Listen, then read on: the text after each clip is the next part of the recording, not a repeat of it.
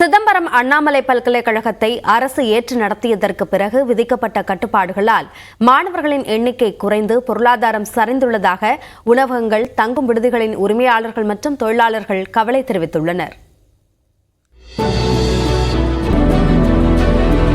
சிறப்புமிக்க சிதம்பரம் அண்ணாமலை பல்கலைக்கழகம் கடந்த 1929ஆம் ஆண்டு ராஜா சர் அண்ணாமலை செட்டியாரால் தொடங்கப்பட்டது. 1500 ஏக்கர் நிலப்பரப்பில் பறந்து விரிந்து காணப்படும் அண்ணாமலை பல்கலைக்கழகம் ஆசியாவின் மிகப்பெரிய கற்பித்தல் மற்றும் குடியிருப்பு பல்கலைக்கழகங்களில் ஒன்றாக உள்ளது. தனியார் பல்கலைக்கழகமாக இருந்தபோது அனைத்து துறைகளிலும் சேர்த்து 40,000 மாணவர்களும் 12,500 ஆசிரியர்கள் மற்றும் தொழிலாளர்கள் சிதம்பரத்திற்கு குடிபெயர்ந்து தொழில் நடத்தி வந்தனர். பல்கலைக்கழக மாணவர்களையும் ஆசிரியர்களையும் சார்ந்து உணவகம், டீக்கடை, வீட்டு உரிமையாளர்கள் மற்றும் ஆட்டோ ஓட்டுநர்கள் அதிக வருமானம் ஈட்டினர். 2000 ஆண்டு மாநில அரசு ஏற்று நடத்தியதில் இருந்து பல்வேறு கட்டுப்பாடுகள் விதிக்கப்பட்டதால் அண்ணாமலை பல்கலைக்கழகத்தில் மாணவர்கள்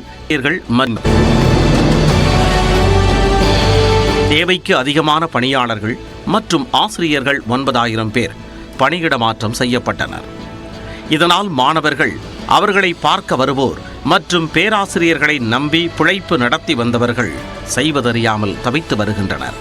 6 மணி தான், எல்லாம் ஒன்றுமே இல்லை, வியாபாரம் ரொம்ப டல்லு தான். ஒரு நாளுமே கடையை நம்பி தான் இருக்கும். டோட்டல் சிதம்பரத்தோட வியாபாரமே எல்லாமே பாதிப்பு எடுத்துட்டு போச்சு. யாருக்கும் எந்த ஒன்றுமே இல்லை. இப்போ எல்லாம் பெட்டிக்கடை, உணவகம், ஜெராக்ஸ் கடை, ஆட்டோ ஓட்டுநர்கள், வீடு வாடகை க்ளோஸே பண்ணிட்டாங்க.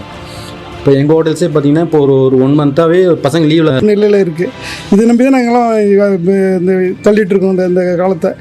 ஓடின மாதிரி இப்போ எங்களுக்கு மாதிரி படித்தாங்க, இப்போ அதெல்லாம் கிடையாது. இப்போ மேலும் அதை கொஞ்சம் அதிகப்படுத்தி கொடுத்தாக்க எங்களுக்கு வருமானம் கொஞ்சம் நிறைய கிடைக்கும். எனவே மாணவர்களின் எண்ணிக்கையை அதிகரித்து தங்களின் வாழ்வாதாரத்தை காக்க வேண்டும் என்பதே சிதம்பரத்தை சுற்றியுள்ள தொழிலாளர்களின் கோரிக்கையாக உள்ளது. நியூஸ் 18 தமிழ்நாடு தொலைக்காட்சி செய்திகளுக்காக பிரசன்ன வெங்கடேசன்.